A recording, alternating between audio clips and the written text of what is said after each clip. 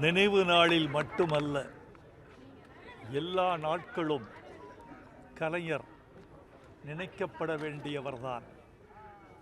தமிழ்நாடு அவரை மறக்காது. காரணம், தமிழ்நாட்டின் கட்டமைப்பை கட்டி எழுப்பிய சிற்பி அவர். இன்றைக்கு தமிழ்நாட்டு முதலமைச்சர் மு.க. ஸ்டாலின் அவர்கள் தமிழ்நாட்டின் வளர்ச்சியை இரட்டை இலக்க வளர்ச்சியாக மாற்றியிருக்கிறார். இந்த மாற்றம் தமிழ்நாட்டுக்கு கிடைத்த இந்திய வெற்றி என்று சொல்ல வேண்டும். இந்த வெற்றிக்கு வேறாகவும் விழுதாகவும் இருப்பவர் முத்தமிழறிஞர் கலைஞர். எங்களை பொறுத்த அளவில் மொழிக்கு அவர் ஆற்றிய தொண்டு மறக்க இயலாதது. தமிழுக்கு செம்மொழி என்ற பெருமையை அவர்தான் பெற்றுத் தந்தார்.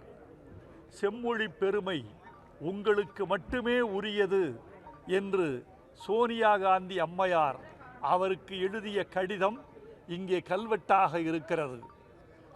அதேபோல் எங்களுக்கு இன்னொரு கனவு இருக்கிறது. தமிழுக்கு செம்மொழி எப்படி எங்களுக்கு பெருமை தேடி தந்ததோ, திருக்குறள் தேசிய நூலாக வேண்டும் என்பதும் எங்களுடைய நீண்டகால கனவு, இன்னும் நிறைவேறாத கோரிக்கை.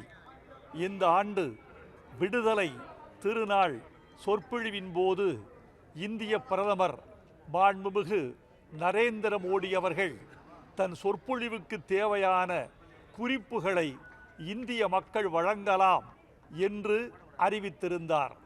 நான் என் சார்பில் அவருடைய நமோ செயலிக்கே திருக்குறளை தேசிய நூலாக்க வேண்டும் என்ற கோரிக்கையை உறுதியாகவும் நேர்மையாகவும் நாகரிகமாகவும் நாணயமாகவும் வைத்திருக்கிறோம்.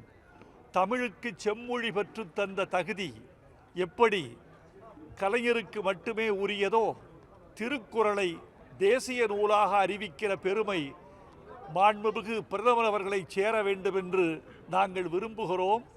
விடுதலை திருநாள் சொற்பொழிவை தமிழன் ஒவ்வொருவரும் ஆர்வமாக எதிர்பார்த்திருக்கிறோம். கலைஞர் புகழ் வாழ்க, அவர் கொள்கை வெல்க.